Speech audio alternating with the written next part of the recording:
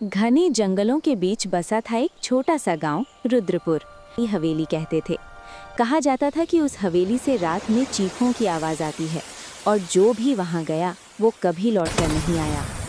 गांव वाले आग के पास बैठकर इस हवेली की डरावनी कहानियां सुनाते थे। उनकी आंखों में डर साफ झलकता था। एक रात शहर से 4 दोस्त गांव पहुंचे। अर्जुन, जाना। हवेली का भारी लकड़ी का दरवाज़ा अपने आप चरमराता हुआ खुल गया। जैसे ही वे अंदर घुसे, दरवाज़ा जोर से बंद हो गया। हवेली के अंदर अंधेरा, टूटी सीढ़ियाँ, दीवारों पर पुरानी तस्वीरें और जाले लटक रहे थे। हवा में अजीब सी बदबू थी। चलते चलते उन्हें दीवारों पर खून जैसे हाथों के निशान दिखाई दिए। मीरा डर के मारे कांपने लगी। तभी रिया ने एक पुराने आईने में देखा।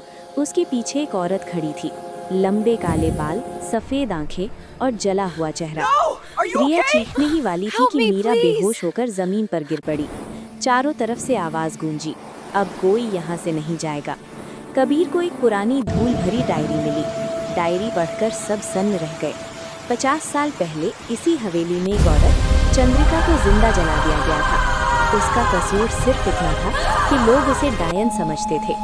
उसी रात से उसकी आत्मा इस हवेली में कैद हो गई। अचानक दीवारों से भयानक हाथ निकले और अर्जुन को खींचकर अंधेरे में ले गए।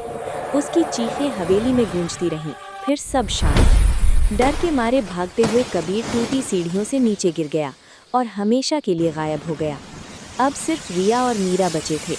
वे दोनों भागते भागते हवेली के तहखाने में पहुंच गए। वहां काले धुएं के बीच चंद्रिका की आत्मा पूरी ताकत से प्रकट हुई। उसकी आंखों में नफरत थी और आवाज में दर्द।